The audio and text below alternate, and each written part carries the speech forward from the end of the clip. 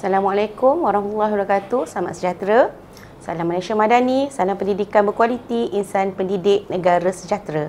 Selamat datang ke podcast Penggerak Kecemerlangan Akademik Gombak on Top PKGOT. Saya Cikgu Syatira binti Tomodi selaku moderator anda untuk podcast perniagaan. Hari ini kita akan menjalankan bual bicara santai tentang subjek elektif iaitu subjek perniagaan. Bersama-sama dengan saya hari ini dipersilakan Cikgu Nurul Fazliana untuk memperkenalkan diri. Silakan. Okay, Waalaikumsalam. Terima kasih kepada moderator. Saya Cikgu Nurul Fazliana binti Muhammad Nur daripada SMK Adilhad. Saya telah berpengalaman mengajar selama 15 tahun. Okey, Cikgu Nurul. Ya, saya. Subjek perniagaan ni dah berapa tahun sebenarnya kita jalankan? Okey, subjek perniagaan ni telah bermula pada tahun 2017. Untuk subjek ini merupakan subjek MP. Dan SPM pertama adalah pada tahun 2018. Ini merupakan SPM yang kali ke-8 bagi mata pelajaran perniagaan. Okey. So maksudnya dah lama lah juga, betul? Dah 8 tahun dah. Dah 8 tahun. Alright. So, ada pelajar kita yang bukan sahaja ambil subjek perniagaan tetapi dia mengambil bersama-sama subjek elektif macam perakaunan, ekonomi, betul? Betul, ada yang mengambil mata pelajaran digandingkan bersama dengan mata pelajaran perakaunan ataupun ekonomi.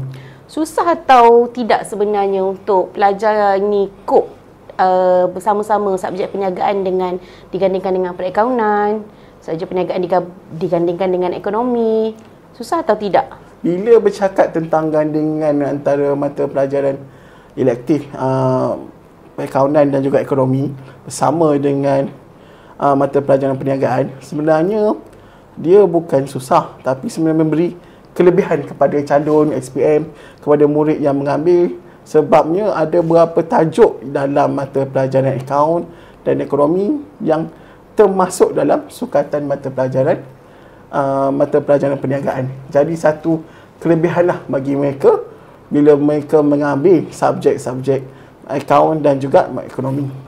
Okey, kita tengok sekarang ni subjek perniagaan ni bila dapat sahaja jadual peperiksaan, pelajar semua kelang kabut. Cikgu, kenapa ada sampai 4 paper? Kami kena ambil sampai 4 paper ke?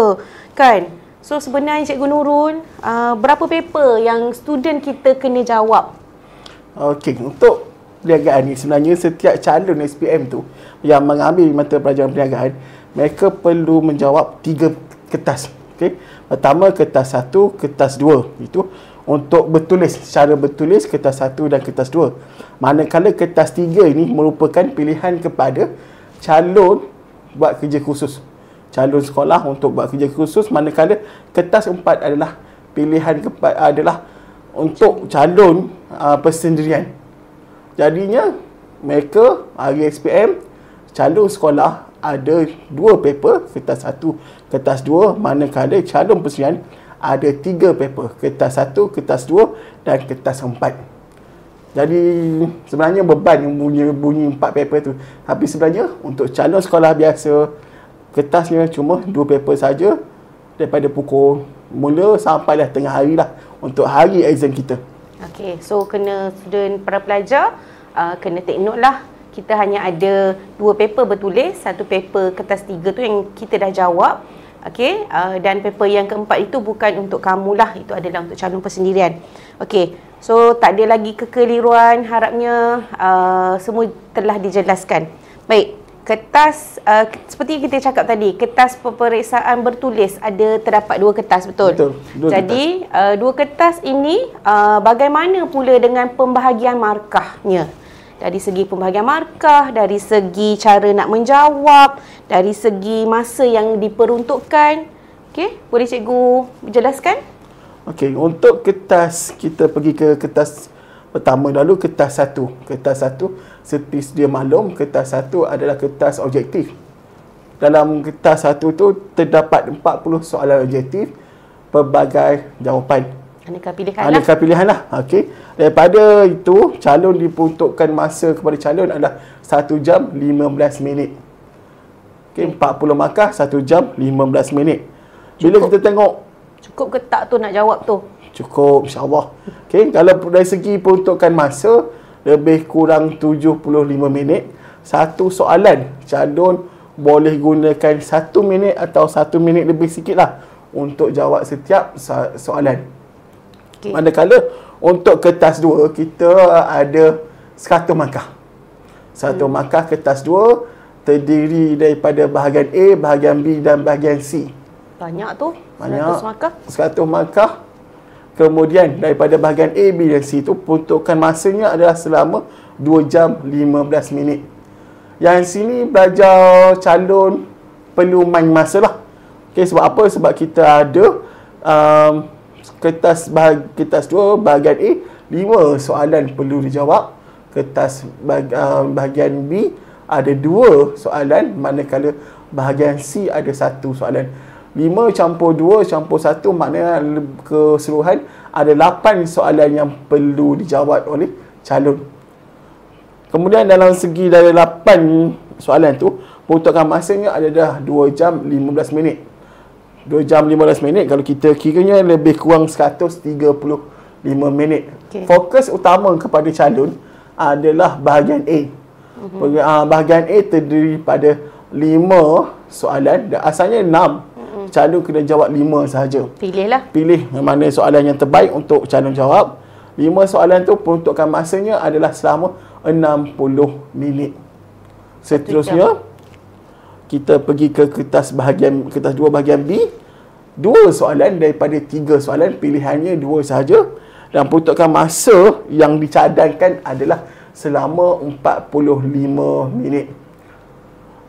Setiap satu soalan bahagian A adalah 10 markah, manakala bahagian B terdiri daripada 15 markah. 15 markah. Jadi 30 markah lah dia nak kena dapat. Betul. Pilihan jawapan tu 2 soalan 30 markah. Manakala hari sekali bahagian C soalan yang wajib. Semua calon wajib jawab, tak ada pilihan. Sebelum ni kita ada pilihan kan? Sekarang ni tak ada pilihan. Peruntukan masa yang sesuai adalah selama 30 minit. Okay. Masa semua sama saja. 2 jam 15 minit. Semua dapat masa yang sama. Kelebihannya adalah calon pandai tak guna masa untuk jawab setiap soalan. Kalau kertas 1, kebiasaan calon tak ada masalah dari segi penggunaan masa. 1 jam 15 minit. Mana soalan yang mudah, calon boleh jawab dalam masa 1 minit. Soalan yang sukar, jangan terlampau lama dekat satu soalan. Kalau rasa dah lebih masa, terus ke soalan berikutnya. Kita guna lebihan masa untuk ulang balik soalan tersebut. Sama juga dengan bahagian kertas 2. Peruntukan masa selama 2 jam 15 minit. Calon perlu peka pada soalan, pada jawapan juga. Sebab kadang-kadang calon terlampau syok jawab soalan sampai kan 10 minit untuk bahagian A terjadinya lebihan masa. Sampai 15 minit dijawab semua sampai tak ada masa untuk soalan yang seterusnya. Itu biasa berlaku kan? Ya, itu yang keluar dewan.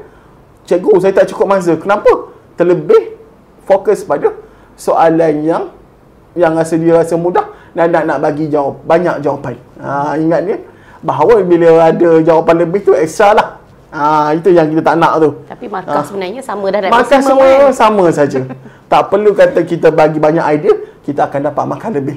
Gunakan peruntukan markah dengan masa tu dengan sewajarnya. Kat situ kena kebijaksanaan anak-anak murid semualah. Betul. Nasihat saya, bila calon dekat rumah buat ulang kaji tu, cuba guna masa yang tu, setkan 2 jam 15 minit. Boleh tak calon guna masa tersebut?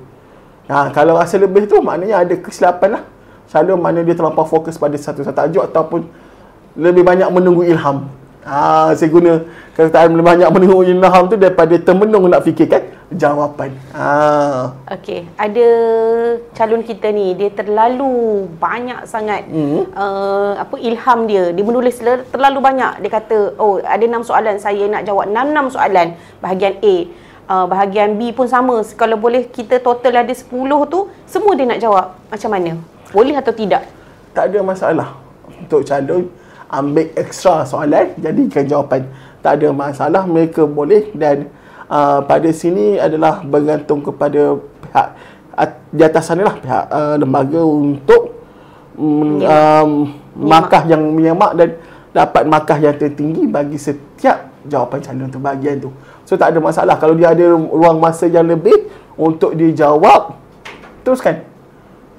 Jadi mana tahu yang last minute jawab tu tiba-tiba markahnya lebih tinggi daripada yang sebelum ni. Tapi kita tidak menggalakkan lah. Okay, kerana masa kita lebih cakap dengan pelajar kita, baca, scan dululah. Kalau saya pun, saya akan cakap dengan pelajar, scan dulu soalan mana yang awak betul-betul awak boleh maksimum markah. Betul. Sebab kita tak nak masa tu nanti dia jadi overdrag. So kamu tak sempat jawab bahagian C lah. Bahagian C ni selalu pelajar tak boleh jawab kan. Tertinggal nak jawab. Tertinggal. Dia bukan tak boleh jawab, dia boleh jawab tapi dia tertinggal, masa tak cukup. Nanti dia kata, alamak cikgu, saya rasa boleh jawab kan, betul tak? Jadi rancang masa anda dengan sebaiknya. Kalau nak jawab ekstra tu, pastikan yang wajib tu dah diselesaikan. Baru boleh kita tambah soalan lain. Okey, dengar tu, ingat tu. Okey, seterusnya, macam mana sebenarnya kita nak skor kertas perniagaan? Sebab kita memang semua orang target A+, kita nak A+, betul. Tapi macam mana sebenarnya? Apa tips yang cikgu boleh kongsikan? Bagaimana nak skor? Berat tajuk tu. Bagaimana kita nak skor sebab kita tak tahu dalam diri kita, kemampuan kita. Kita tak tahu bagaimana nak skor, bergantung pada rezeki jugalah kita katakan. Tapi kita jangan lupa, kalau bergantung pada rezeki tu, kita kena juga berusaha. Okay, bagaimana kita nak skor? Pertama sekali kita kena lebih banyakkan ulang kaji. Ulang kaji dan kerap buat latihan. Pemahaman pada sesuatu tajuk tu perlu untuk calon. Maknanya bila dia nak faham satu tajuk tu, calon perlu buat ulang kaji. Balik je daripada belajar tajuk tersebut, cikgu ajar tajuk sesuatu tajuk tu, contohnya cikgu ajar tajuk milikan perniagaan. Pelajar kena usaha sendiri, balik rumah tu buat ulang kaji tajuk tersebut, selain daripada siapkan kerja rumah yang diberikan oleh guru. Sebab apa? Sebab lebih penting adalah penguasaan murid pada semua tajuk. Itu baru kita boleh nak skor markah yang tinggi. Kita jangan berharapkan kadang-kadang soalan sport ni nak keluar, inilah lama tak keluar. Itu sebenarnya bergantung daripada rezeki. Tak semestinya yang kita jangka nak keluar tu akan keluar. Kalau kita yang berharap pada soalan sport saja, mana soalan yang kita lama nak keluar, mana tahu soalan itu tak keluar, lepas tu menangislah kita. Takkan nak hantar kertas kosong. So itulah penting kita menguasai semua tajuk. Okey. Jadi kalau itu kalau orang nak A+ lah, kan? Ini kalau kita kata pelajar yang target saya nak lulus je cikgu. Jadi apa tajuk yang boleh membantu yang nak lulus sahaja? Nak lulus sahaja. Kita balik pada subjek kita. Subjek kita ni terdiri daripada 3 kertas. Saya bercakap daripada calon sekolah. Saya bercakap daripada calon sekolah yang mana mereka ada kertas 3. Mereka wajib siapkan kerja khusus dan dapat markah yang tinggi dekat kertas 3. Sama pula dengan kertas 1. Cuba usahakan untuk dapat tinggi ataupun dapat berapa tinggi tu? Berapa tinggi tu kita cuba usahakan untuk dapat 25 ke atas. Maksudnya 25 soalan tu betul ke atas. Rasa dah strong kalau bila calon tu dah dapat 30 soalan betul. 10 je dah salah. Okay, kalau rasa 20 tu, maknanya 20 ke bawah, maknanya kena lagi banyak latihan untuk soalan objektif. Jangan lupa, walaupun soalan objektif ni pendek, 40 soalan saja, masanya pendek 1 jam, tapi kalau calon cuma dapat 10 betul saja, 15 saja betul, masih kata calon tu lemah. Dia perlu 20 ke atas untuk untuk lulus, untuk cukup-cukup makan, dan lebih pada 30 untuk dapat grade yang bagus. Okey.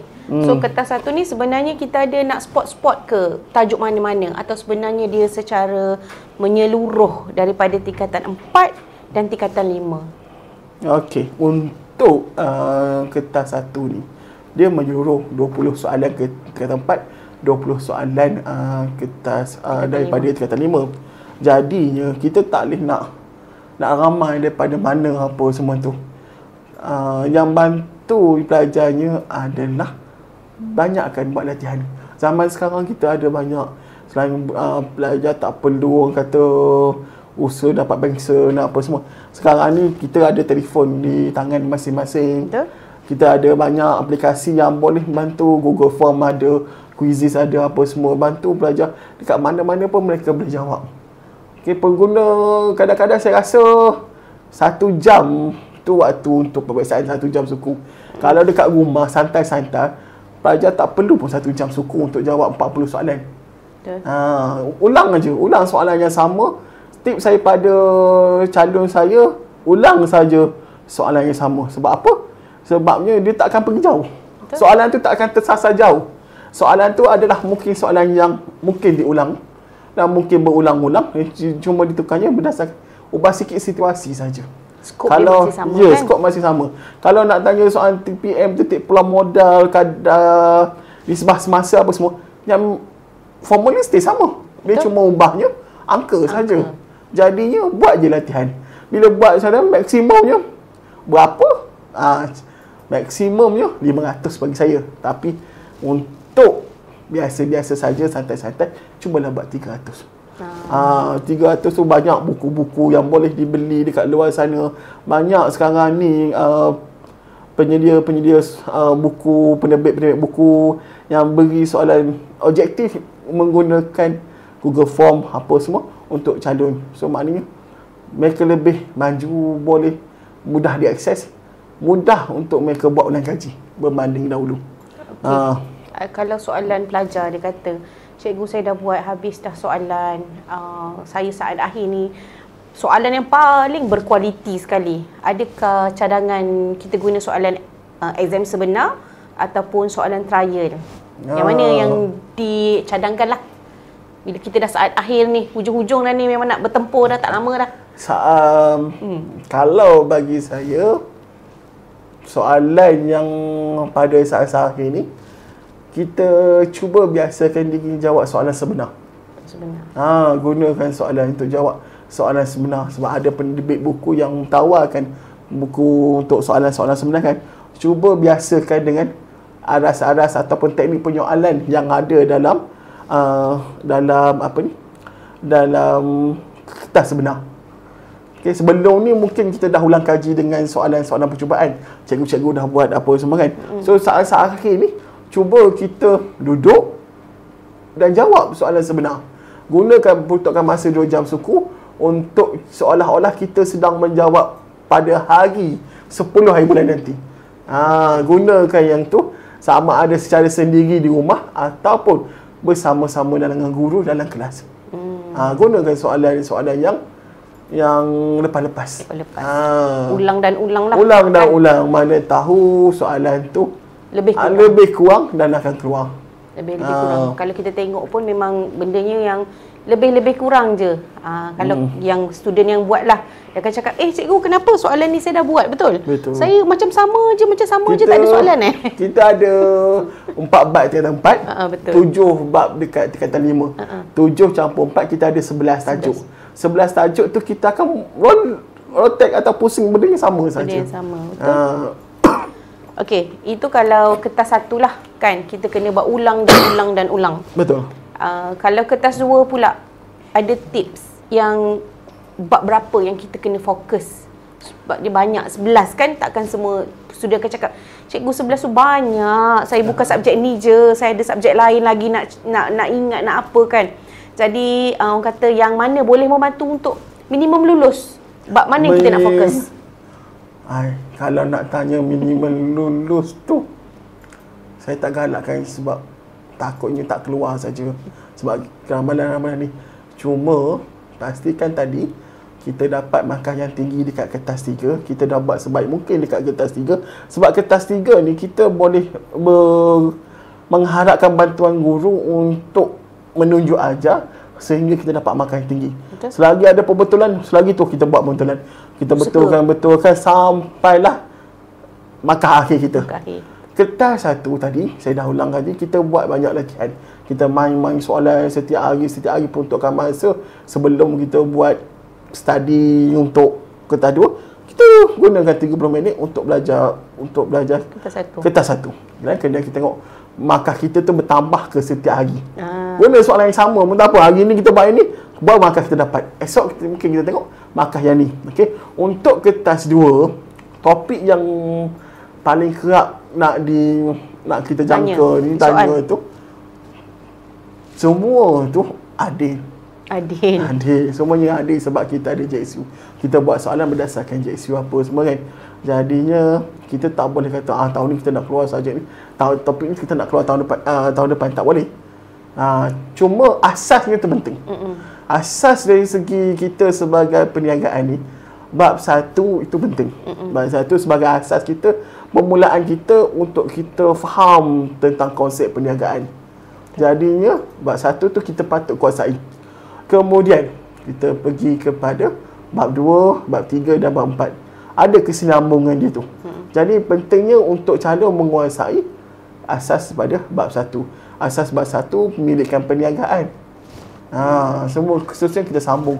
Daripada situlah kita tengok persekitaran perniagaan, dan situlah pula kita tengok pada penciptaan visi dan misi, dan akhir juga interaksi di antara perniagaan kita dengan organisasi luar ataupun dengan perniagaan lain. Jadi dia ada kesinambungan. Okay, daripada bab 1 juga tingkatan 4, kita akan pergi kepada tingkatan 5. Tingkatan 5 kita tengok pada tajuk peranan sumber manusia, tajuk penting juga sumber fizikal, sumber teknologi, akta, kemudian bahagian kewangan, dan juga bahagian akhir sekali ciri kesewanan tu. Memulakan perniagaan apa semua kan. Jadi asas tu kita kena kuat. Bila kita faham asas, kita boleh kembang kepada tajuk-tajuk lain. Dia berkait kan? Dia berkait.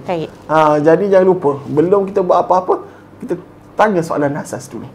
Okay, kita nak tubuhkan perniagaan apa, kita nak tubuhkan milikan tunggal, akta apa yang perlu ada. Daripada akta tu, kita tengok pula kepada selepas penubuhan, visi kita sebagai milikan tunggal. Kalau kita tubuh perniagaan syarikat kita tu, kita tengok visi syarikat berbeza dengan visi milikan tunggal. Betul. Dan kita nampak juga bila milikan tunggal dengan syarikat ni, dia berbeza dari segi saiz dan skala. Betul. Yang penting tu saya kata, kuasai bab 1. Untuk tarik minat pelajar belajar perniagaan, kita seronokkan untuk belajar bab 1. Bab 1. Tapi untuk ni kata, bila anda faham bab 1, nak masuk ke bab sini lebih mudah. Okay. Agak membantulah soalan tu, jawapan tu. Maksudnya sebenarnya tak ada bab yang spesifik. Betul. Tapi yang confirm masuk bab 1 sebab dia adalah asas. Sebab dia asas. Kan? Tapi soalan yang selalu yang kita tengok lah, dia bila dikaitkan dengan sains, dengan skala, bendanya yang sama je betul. Tapi pelajar dia selalu lupa. Bila kita cakap sains, alamak, kecil berapa banyak?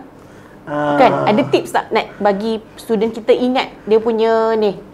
Sebenarnya kalau untuk sebelum ni, untuk teks skala tu, dia ada masalah kita nak hafal. Jadinya kita boleh gunakan situasi yang ada, masukkan sebagai jawapan untuk pergi dari segi saiz lah. Tapi dia akan berikan ciri-ciri perniagaan tersebut dari segi bilangan pekerja, jumlah jualan tahunan.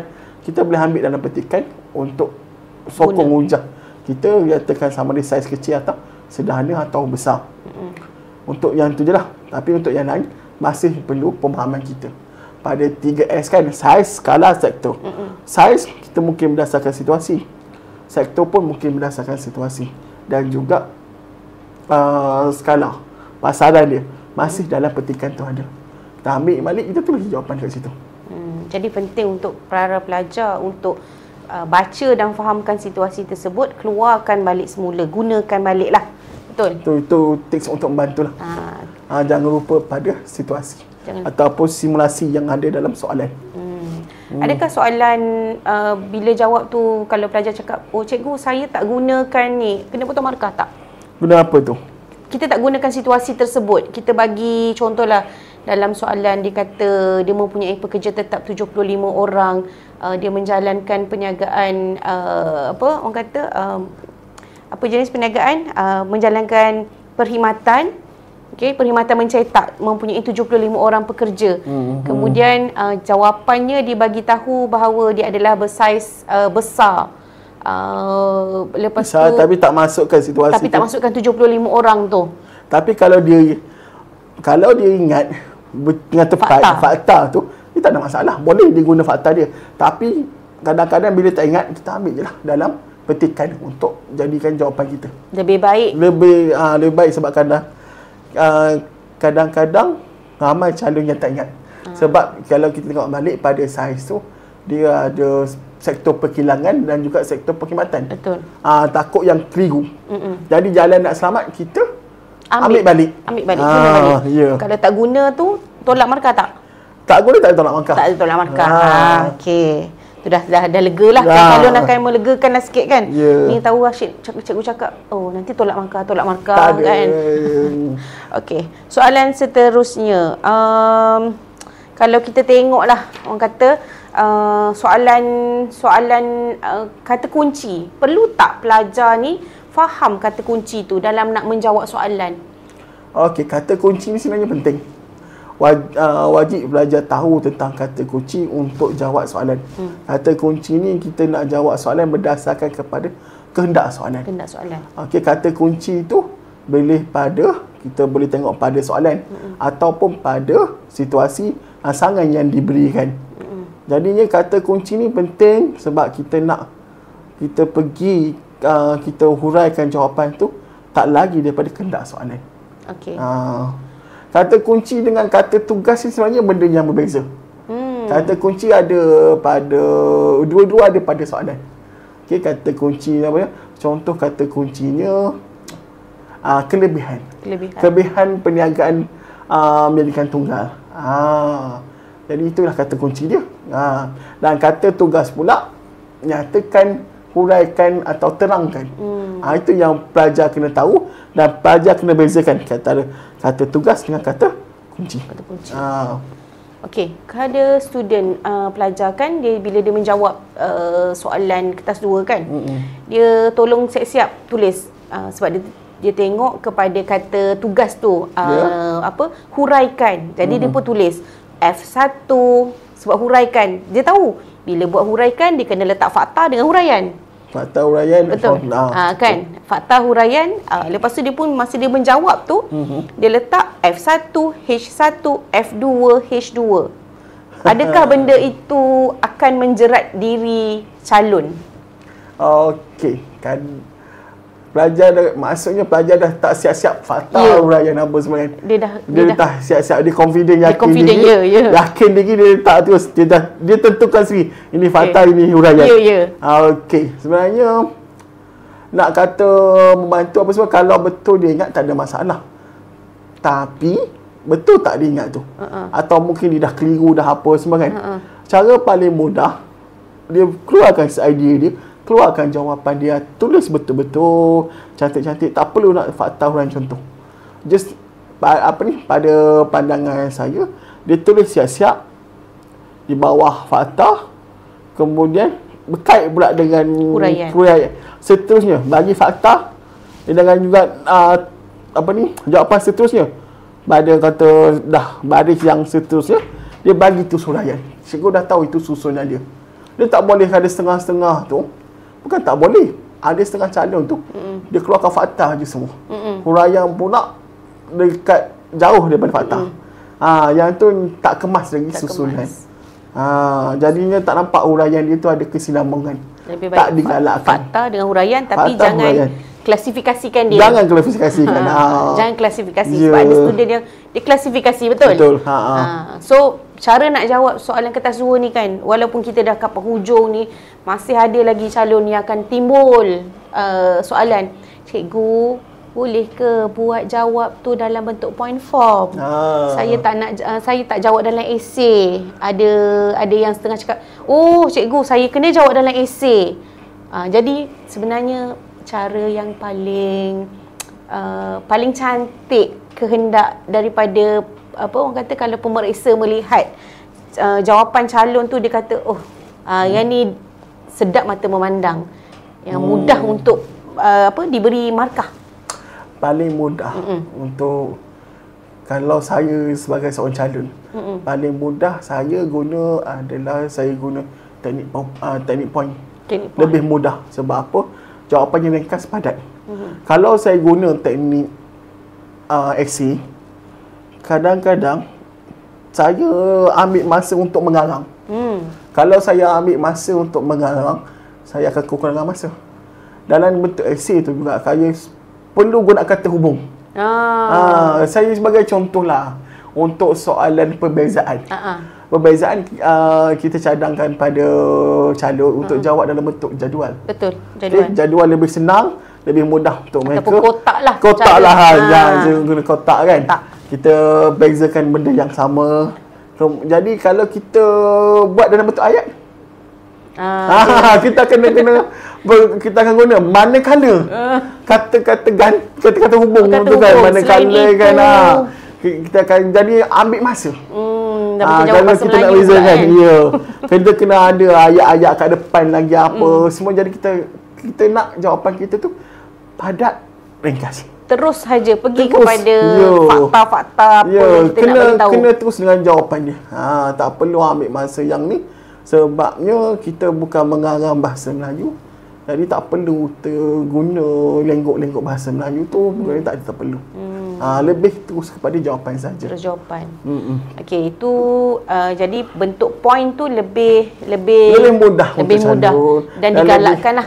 Lebih menjimatkan masa bagi saya. Alright, satu lagi sebelum ni ada juga yang kita ingatkan bahawa kena guna kepala ayat. Saya selalu cakap dengan anak murid saya lah, kamu nak jawab, kamu letak kepala ayat. Apa itu kepala ayat lah? Kepala ayat tu macam contoh, terangkan saiz perniagaan. Jadi saiz perniagaan di atas ialah ataupun saiz perniagaan kita letak titik nota bertindih, lepas tu kita jawab dalam bentuk point. Kan? Perlu atau tidak untuk tulis sebenarnya? Okey, isu kepala ayat ni, ini dah 2-3 tahun ke belakang ni, isu kepala ayat ni jadi isu yang besar jugalah. Jadi isu kepala ayat adalah kita nak pelajar tu kait dengan situasi, berdasarkan kepada situasi soalan tu. Jadi kita nak nampak ada kesinambungan soalan dengan jawapan. Jadinya untuk lebih cantik, dan pelajar tahu di mana soalan tu perlu pergi, kehendak soalan tu, maka ada wajarnya kepala ayat tu ditambah. Jadi kepala ayat ni sebagai penunjuk pada mereka. Jadi kepala ayat ni masih perlu diajar supaya pelajar kita nampak jawapan tu lebih tersusun, lebih jelas. Dan kena dengan situasi. Tapi kan bahagian A tu dia punya bila nak jawab kan pendek-pendek, perlu atau tidak sebenarnya bahagian A? Bahagian A. Tengok pada soalan. Tengok pada soalan. Kebiasaan terus kepada jawapan kalau bahagian A. Tengok pada soalan. Kalau dia tanya ada kesinambungan soalan sebelumnya, gunalah kepala ayat. Tapi lebih sesuai pada bahagian B tu dengan kita kata bahagian macam wajib lah letak kan. Pelajar kan soalan kat belakang kita nak tertelik-telik itu orang kata. So better guna supaya calon tak tersasar jauh. Kan kita ada masa 2 jam 15 minit, kita nak jaga masa tu, betul? Betul. Kan? Kelebihannya adalah bahagian A ni, ruangan jawapan dia di bawah soalan. Manakala bahagian B dengan C, ruangan jawapan di bahagian belakang. Betul. Perlu selak 4-5 soalan, barulah dia sediakan ruangan untuk jawab soalan bahagian B dan bahagian C. Okey. Jadi kalau kita tengok kan, kita tengoklah soalan kata tugas tadi. Kata tugas. Okey, balik pada kata tugas tadi tu kan. Kalau tahun-tahun sebelum ni kalau dia tanya soalan pada pendapat anda, adakah anda bersetuju? Jadi calon akan jawab bersetuju, betul. Dia akan bagi tahulah kalau dia bersetuju, dia bersetujulah. Tak bersetujulah, betul. Betul. Okey, itu akan membawa markah, betul. Betul. Tapi kebelakangan ini macam bila jawab setuju tak setuju, adakah dia, kita nak pastikan yang kita tak bagi markah mudah pada calon. Jadi maknanya setiap jawapan fakta yang mereka berikan, kita kena ada hujah selepasnya. Maknanya mereka bukan main tembak saja. Mereka sedia dengan jawapan bila kita tanya. So okay. Bila mereka mengesahkan mereka setuju, mereka perlu bagi idea kenapa mereka setuju. Dia tak nak kita timbul kita bagi markah mudah ataupun tak nak lah, tak sempat nak jawab tapi tembak. Kurang-kurangnya dapat satu markah. Kita tak nak wujud situasi markah free macam tu. Jadinya faham? Kita perlu sekurang-kurangnya bagi satu hujah yang menyokong pernyataan kita itu. So itulah tujuan dia. So ingatlah calon SPM semua, bila anda menyatakan, kalau dia tanya bersetuju, jawablah setuju atau tidak dan huraikan kenapa, sokong satu pernyataan yang menyatakan kenapa anda bersetuju dengan kenyataan tersebut, kan. Tapi betul, jangan terkeliru pula kalau dia tak tanya anda pada pendapat anda pun, dia cakap memang anda bersetuju, maka anda kena, walaupun tak setuju, anda kena setujukan juga. Betul? Betul. Kan, kalau dia dah bagi pilihan kepada kita untuk bersetuju. Okey, anda bersetuju dengan tindakan di atas, maka kita kena bersetujulah. Bersetuju. So terus dia jawab apa, walaupun awak tak bersetuju, awak kena ikut soalan, kehendak soalan, kita tak boleh ubah, betul? Betul. Kan. Berbalik kepada soalan ya, berbalik kepada kata tugas dalam kertas 2. Okay, kita ada banyak kata tugas. Yang biasa calon dengar adalah, yang biasa calon tengok adalah sedang soalan terangkan, nyatakan, okey, kemudian bezakan, jelaskan. Okey. Itu yang biasa kita tengok pada soalan-soalan sebelum ni. Pada soalan percubaan, kebanyakan benda tu diulang 2-3 kali. Betul. Jelaskan, terangkan apa semua. Tapi juga calon kena faham kata tugas yang lain. Kita ada banyak kata tugas. Paling utama, huraikan. Paling utama yang biasa juga muncul, huraikan. Kemudian mengapakah. Mengapa jadi kita nak letak bagi apa sebenarnya? Mengapa tu masih yang sama sebelum ni. Fakta juga, bagi huraian juga, tapi jangan takut dengan mengapakah. Mengapakah tu masih sama dengan jelaskan. Mengapakah, jelaskan. Cuma bila konteks ayat mengapakah di depan tu, calon mungkin rasa terkejut, takut. Mengapakah, okey? Mengapakah pengurus bertindak sedemikian? Kita jelaskanlah sebab-sebab dia bertindak sedemikian. Kena baca konteks tu, fahamkanlah. Biasa juga perbezaan. Perbezaan biasa. Tapi jangan lupa, dalam perbezaan kita ada persamaan. Kalau soalan kata tugasnya, persamaan di antara syarikat awam berhad dengan syarikat senang berhad. Calon yang biasa buat latihan perbezaan, mungkin mereka ada masalah untuk jawab persamaan. Apa yang terjadi? Jangan lupa kata tugas persamaan. Sama juga dengan bandingkan. Di antara persamaan, bandingkan, yang ni jangan keluar. Yang kerap keluar, yang kerap biasa kita gunakan adalah perbezaan. Bandingkan tu mereka soalan tu nak persamaan dan perbezaan. Bila bandingkan tu, calon apa yang perlu buat sekurang-kurangnya untuk dapat markah penuh, perlu ada satu yang kontra. Kalau dia bagi semua perbezaan, bandingkan, tak dapatlah. Tak ada, cuma yang diselidikkan jawapannya tu semua perbezaan, maka tak layak dapat markah penuh. Walaupun dia bagi tu memang bagi banyak macam mana pun 6 pun tak, bukan makan 6 juga perbezaan, dia tak dapat markah penuh. Sebabnya dia tidak menepati kehendak kata tugas tu. Itu dari segi perbezaan. Persamaan dengan bandingkan. Ada juga yang jarang-jarang diguna, tapi ada ditanya. Ada yang nak ditanya dan pembuat soalan boleh menggunakannya. Contohnya implikasi. Soalan implikasi. Nanti tengok tu pun dia dah terkejut. Terkejut implikasi kan. Mungkin kata arah bahasa tu tinggi. Implikasi. Soalan kebat ni cikgu, saya tak boleh nak jawab. Ya, soalan implikasi takut dah kan. Jadi calon-calon yang sederhana atau calon yang lemah ni kan. Yang takut. Apa kaitkan apa dalam pemahaman kita kan secara umumnya, apa yang kita terfaham dengan implikasi? Implikasi tu apa? Makanya kita semua faham implikasi kesan. Maka kita masukkan kesan-kesan yang berlaku. Contohnya kesan. Implikasinya sekiranya objektif perniagaan tidak dapat dicapai.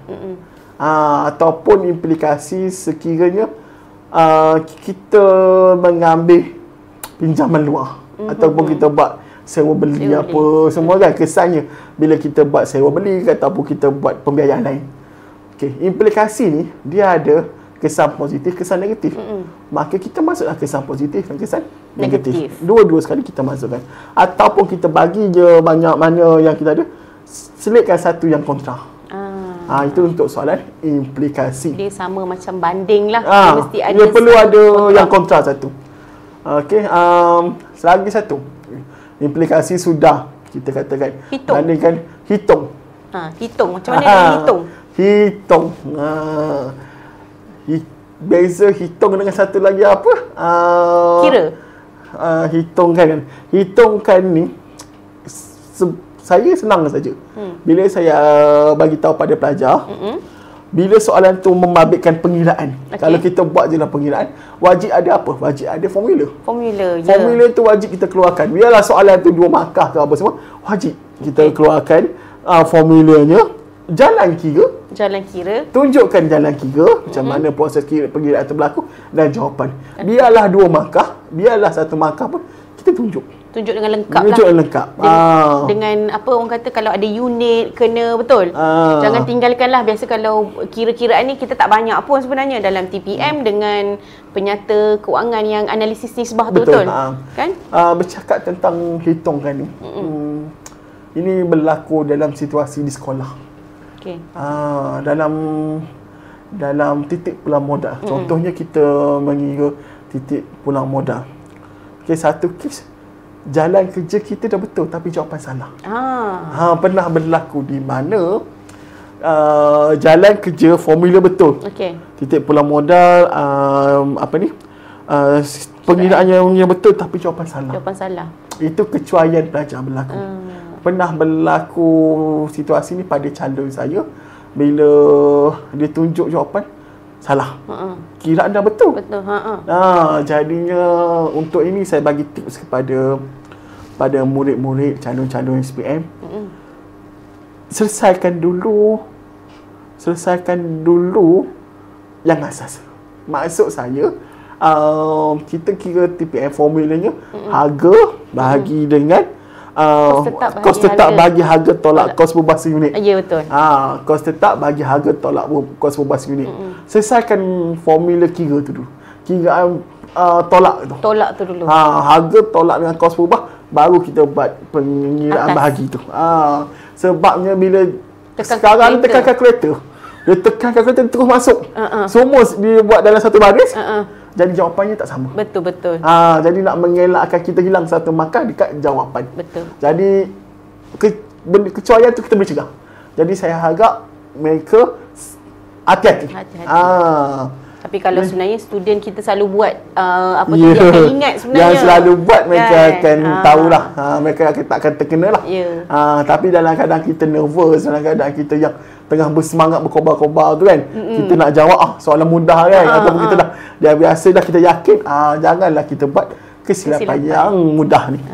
Kita elakkanlah minimalkan. Kan? Kalau dah tu cuba untuk apa orang kata, cek balik. Tekan. Orang kata jangan tekan masuk ni. Kalau sebab awak guna kalkulator saintifik, jadi gunakan, maksimiskan penggunaan kalkulator saintifik tu, ada kurungan letak kurungan semua. Betul. Kan? Hati-hati sebab kita tak tahu pengiraan apa nak keluar. Betul. titik pulang modal dah terkena, kita tak tahu pula untuk margin apa semua. Margin yang darat 100 ke apa semua. Betul. Nak darat 100 ke atau nak terus tekan function peratus tu. So hati-hati dekat situ. Tak apalah, kita buat secara jalan panjang asalkan selamat. Betul, selamat kan. Okey, lagi daripada cakap balik kata tugas tadi tu. Kata tugas mana lagi yang belum kan? Kalau dia kata lakarkan. Lakarkan ni dia akan wujud pada dua situasi. Pada dua situasi yang macam mana? Satu, lakarkan graf titik pulang modal. Okey. Pelajar tahulah di mana titik TPM tu, di mana bahagian sektor untuk kita kata untung dengan rugi. Itu kena buktikan lah. Dan bila titik TPM tu bergerak, bila berlaku kenaikan harga atau perubahan pada kos, pada kos berubah unit. Okey, ataupun juga lakarkan wujud bila soalan tu nak lakarkan carta organisasi. Atau struktur organisasi. Bab 1 tingkatan 5. Bab 1. Yang tu pun akan ada. Kita dah biasa buat tu dekat kerja khusus tingkatan 3 kan. Betul. Kita buat struktur organisasi. Kemudian kita akan bawa mana tahu minta kita lakarkan berapa banyak yang kita tak pernah cuba disebabkan waktu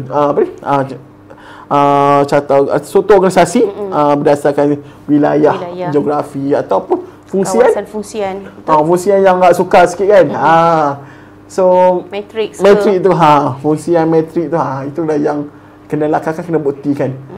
Tapi ingat dalam ke atas dalam situasi dah bagi jawatan. Masukkan jawatan tu dalam lakaran kita. Siapa pengurus besar, siapa pengurus wilayah ataupun siapa pengurus fungsian yang lain. Dan ingat kalau nak lakarkan tu garisan macam yang kita buat kerja khusus tu lah, garisan daripada satu jawatan ke satu jawatan tu perlu bersambung. Betul. Jangan ada anak panah. Sebab kita dah terbiasa kan. Biasa kan. Sebawa je anak panah. Apa-apa nak guna anak panah. Arahan je guna anak panah. Tapi kalau carta organisasi tak boleh guna anak panah. Tak boleh anak panah.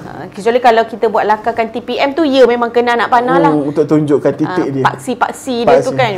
Pastikan di label dengan betul lah orang kata. Kan? Betul. Okey. Jadi kita nak tengok balik semula orang kata. Lagi kata tugas apa lagi yang perlu diberi perhatian oleh pelajar-pelajar? Implikasi sudah, lakarkan pun sudah. Yang lain saya rasa tak ada masalah lah. Tapi kalau ingat juga, kalau soalan tu minta yang direct, soalan yang terus ke fakta. Senaraikan, berikan, namakan, apakah. Jangan ambil masa yang panjang untuk jawab. Jangan nak buat ayat yang panjang-panjang. Terus bagi jawapan yang sebiji. Masa ketul yang tu keluar kan. Satu perkataan tu je dah keluar. Sebab dia nervous. Tak perlu panjang-panjang kan. Contoh. Sebab selalu hurai. Jadi bila dapat soalan senaraikan, dia dah jadi macam aku kena hurai lagi ni, letak ni kan. Tapi tak perlu buat lah orang kata. Terus direct je. So soalan tajuk apa selalu untuk soalan macam senaraikan? Senaraikan tu contoh je kan. Senaraikan setakat ni prosedur senaraikan lah. Yang biasa kita tengok pada bab satunya adalah prosedur pendaftaran perniagaan milikan tunggal kan. Kita tengok bagaimana nak daftar milikan tunggal. Okay, dekat bab 2, bab 3 tak ada. Kita pergi bab 4. Proses komersialisasi, proses untuk maklumat dan komunikasi, pasaran baru, situ banyak lagi. Jadinya bila yang tu dia mungkin akan tanya X dengan Y, dia letak satu proses tu kan. Senaraikan X dengan Y, berikan yang tu kita kena ikut susunan dia pun semua. So hati-hati. So kena ingatlah orang kata betul. Kita kena ingat daripada satu persatu. Kalau SOP pula, dia punya apa orang cakap, susunan urutan tu. Kalau proses pendaftaran perniagaan kan, dia bagi akta-akta kan. Selalu pelajar mula dah terkeliru. Cikgu, akta perniagaan 1956 itu apa orang kata, terlibat apa jenis milikan yang terlibat. Padahal milikan tunggal dengan perkongsian saja. Kita tak banyak tu. Cuba hafal. Rasanya tak perlu sampai lebih daripada 10. Kan kita ada akta pendaftaran perniagaan 1956, akta perkongsian liability terhad okey 2012 kan 2016. Okey, akta syarikat 2016. Kemudian kita ada akta koperasi, akta perkongsian, akta pengguna. Itu sikit-sikit je. Sikit-sikit. Apa ni? Ingat konteks dia juga, kandungan apa yang ada dalam peruntukan akta tersebut. Paling mudah saya nak tekankan pada calon, mereka kena faham. Mereka tak perlu hafal, tapi mereka kena faham. Contoh kita tengok Akta Perlindungan Pengguna. Akta Perlindungan Pengguna adalah usaha kerajaan untuk bantu siapa. Apa yang untuk siapa akta tersebut dan untuk bantu siapa? Penggunalah kan. Apa hak pengguna boleh dapat? Kita semuanya rasanya kita boleh teka. Hak akta pengguna adalah perlindungan kepada pengguna. Kenapa? Untuk elakkan pengguna daripada ditipu. Untuk mendapatkan ganti rugi. So situ baru makan dapat. Dua dah. Kita perlu hafal, tak perlu, kita cuma kena faham. Siapa yang ada dalam situasi terbabit. Milikan tunggal. Akta pendaftaran perniagaan untuk milikan tunggal. Bagaimana proses pendaftaran milikan tunggal? Akta syarikat. Akta syarikat untuk siapa? Syarikat berhad. Apa ciri-ciri dia, apa semua. Ciri syarikat tu lah. Jadinya tak banyak hafal, kena faham saja. Kena faham. Tapi itulah kadang-kadang calon-calon kita ni bila dia dah terkejut, dia terus terblok. Terblok ya. Hilang terusnya, dah hilang. Lepas tu dia mulalah dia kata, saya tak boleh jawab, saya tak ni, apa semua, betul? Betul. Jadi orang kata sebelum, macam mana kita nak atasi pelajar supaya jangan blok. Dan bila dia dah nervous, dia dah blok, lepas tu dia ambil ni lah, terlalu banyak ilham lah macam tadi cakap kan. So macam mana kita nak tak nak bagi dia jadi macam tu? Apa tips kepada pelajar? Dia rasa cemas tu mungkin sebab datang bila tengok kawan-kawan apa semua kan. Lagi satu jam tu dah dihitung, dah kira dah. Bermula dia kiraan untuk 2 jam tu kan. Jadinya Mak kata tadi, balik pada yang saya kata tadi, calon memang dah kena bersedia latih untuk jawab dalam 2 jam 15 minit. Okay, abaikan gangguan-gangguan persekitaran yang ada. Bila tengok kawan sebelah syok menjawab, abaikan. Jangan kita panik kat kita. Jadinya banyak buat latihan sendiri dekat rumah. Jawab latihan, guna peruntukan masa yang ada. Bila kita belajar sendiri, itulah yang cara yang terbaik. Semak jawapan dekat halaman dengan terus semak jawapan dengan jawapan yang disediakan. Anda tanda sendiri apa latihan yang anda buat. Mungkin situ anda dah guna teknik menghafal jawapan. Okey, saat-saat akhir ni, apa calon perlu buat? Saat-saat akhir. Saat-saat akhir. Saat-saat akhir. Saya rasa calon dah faham tentang konsep apa ni, tajuk-tajuk nak keluar tu mereka dah faham. Mereka dah cukup dah, cikgu dah bagi sebelum-sebelum kan. Selepas percubaan tu mungkin cikgu dah kerap buat latihan, tanya, dah ajar balik tajuk-tajuk yang susah. Saya nak tekankan kat sini adalah tentang kebat. Kebat. Yang ni yang calon lupa. Terutama kita risau calon yang sederhana dengan calon gagah ni, dia lemah ni kan, dia takut nak jawab soalan kebat ni. Betul. Macam mana nak cari jawapan untuk kebat? Betul. Kebat tu kita kena hafal dalam buku ke, kita kena bagi jawapan lain. Maksud jawapan lain tu berdasarkan pemahaman kita tentang isu-isu semasa. Jadinya kebat ni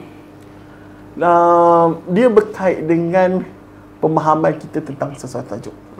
Kebat ada setengah-setengah tu ada dalam apa yang kita belajar, apa yang kita hafal. Okay, sebagai mudahlah soalan kebat tu tanya kan. Bagaimanakah sebuah perniagaan yang tengah gagal mencapai objektif, mengalami penurunan jualan, bagaimana dia nak keluar daripada situasi tersebut? nak naikkan balik jualan dia apa semua dan nak mencapai balik objektif dia. Yang tu pelajar boleh kaitkan dengan apa yang kita belajar. Kita boleh guna teknik 4P.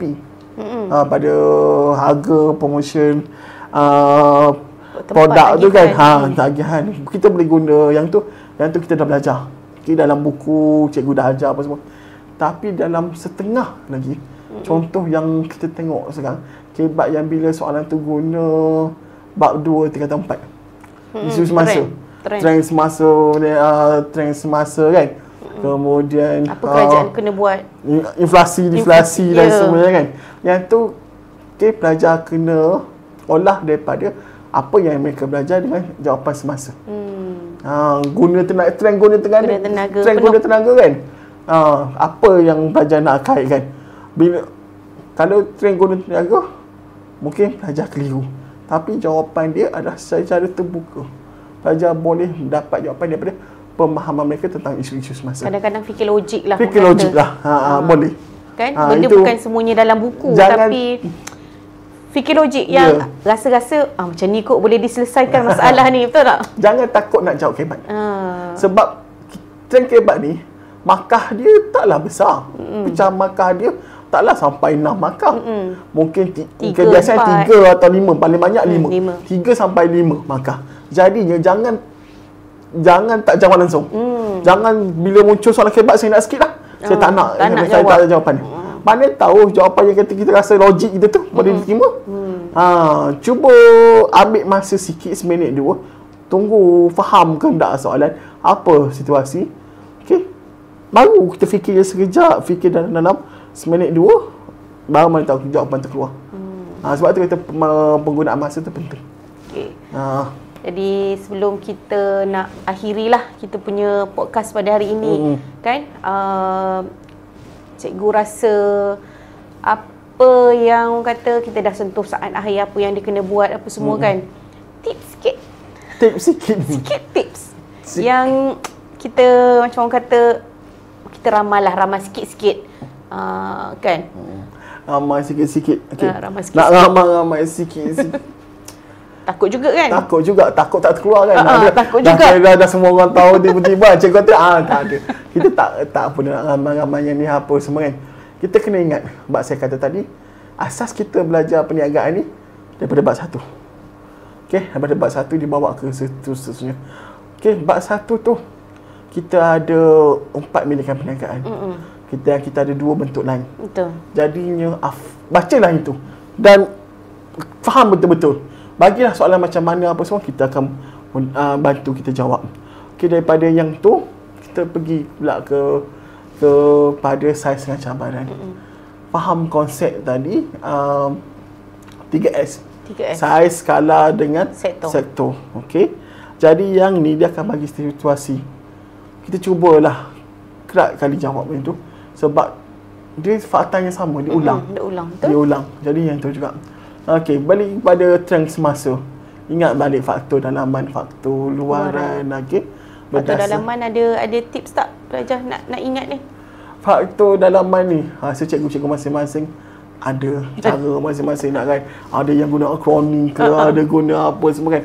Boleh digunakan apa semua. Yang mudah bagi saya nak faham faktor dalaman dan faktor luaran, apa yang ada dalam kita gambarkan kita berada dalam sebuah kilang. Apa yang ada dalam kilang tersebut? Dalam kilang tersebut kita ada pekerja lain kan. So pekerja tu sumber manusia. Kita ada bos dekat tu. Bos melibatkan gaya pengurusan. Dan kita beli mesin. Mesin tu teknologi. Kita beli mesin, kita keluarkan duit daripada mana?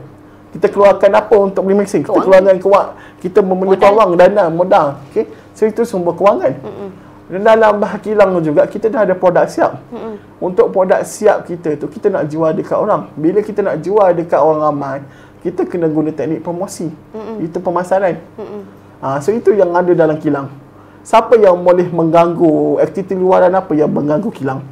Contoh aktiviti luaran yang mengganggu kilang adalah ekonomi yang tak stabil, kuasa beli. Okey, kuasa beli, ekonomi, politik yang tak stabil, berlaku peperangan, undang-undang yang ditetapkan, perubahan undang-undang ekologi, sosial budaya yang di luar. Itu yang mudah untuk pelajar hafal. Teknik saya guna nampak kilang, gambarkan kilang tu, apa yang ada dalam kilang tu. Itu yang biasa saya mudahkan pelajar saya. Okey. Trend pasaran meningkat menurun tu. Faktor dalaman, kita belajar faktor dalaman, kita boleh apply balik. Kita apply balik aja. Jadinya InsyaAllah boleh InsyaAllah jawab. boleh jawab. Okey, misi. Saya rasa semua dah tahu lah misi tu apa, misi apa kan. Cuma saya nak tekankan satu. Tajuk yang rasa berat lah, tajuk yang rasa berat untuk murid faham adalah tajuk bab 4 channel 4. Bahagian fungsian. Bahagian fungsian dengan pasaran baru, interaksi tu. Saya minta tajuk tu, kalau dia tajuk tu sendiri, contohnya jelaskan fungsian tu sendiri, kita tak ada masalah. Jelaskan fungsian pemasaran kewangan, kita tahu tugas dia, mereka dah hafal, tapi interaksi dia. Okey, bila kaitkan dengan teknologi semasa, bahagian contohnya pemasaran. Pemasaran menggunakan internet sebagai medium di pemasaran. Okey, bahagian IT, teknologi maklumat kan. Sekarang ni yang berdepan dengan isu IT juga lah, internet apa semua kan. Macam mana mereka memudahkan pekerja dalam perniagaan tersebut dengan pelanggan di luar. Yang tu berat sikit. Dia kena banyak latihan. Cuba guna soalan yang baru SPM yang sebelum ni. Cuba guna untuk buat latihan.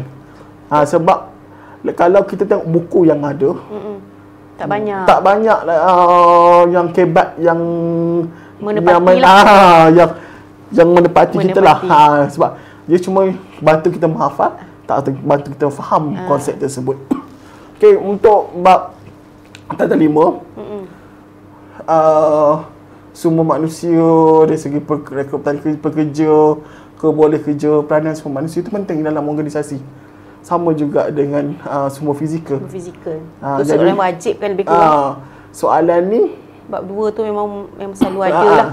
Okay, dia tak banyak nak soal. Okey.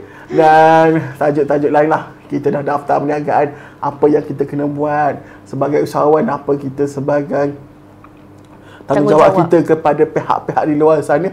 Jadi yang tu kita kena faham. Kita jangan biasa guna hafal, tapi fahamkan konsep tersebut. InsyaAllah boleh jawab bila kamu faham. Calon-calon calon-calon perniagaan ni boleh faham, dia boleh jawab. InsyaAllah dia boleh kaitkan. Pusinglah dia kok mana, dia akan boleh jawab. Guna konsep saya nak faham, bukan saya nak hafal. Okey. Saya rasa tips-tips yang dikongsikan, bual bicara kita pada hari ini dapat membantu semua calon perniagaan untuk menjawabnya. Kami mendoakan kejayaan calon-calon SPM pada tahun 2025 agar mendapat keputusan yang cemerlang, dapat membanggakan ibu bapa. Ya. Kena ingat bahawa kertas perniagaan ini bukan berhenti di sini, tetapi dia mungkin menjadi laluan kerjaya anda di masa hadapan, insya-Allah. Okey, sebelum kita tutup, terima kasih banyak kepada Cikgu Nurul atas kesudian berkongsi tips dan juga share pengetahuan kepada semualah. Okey, terima kasih. Okey, sama-sama. Assalamualaikum warahmatullahi wabarakatuh. Bye.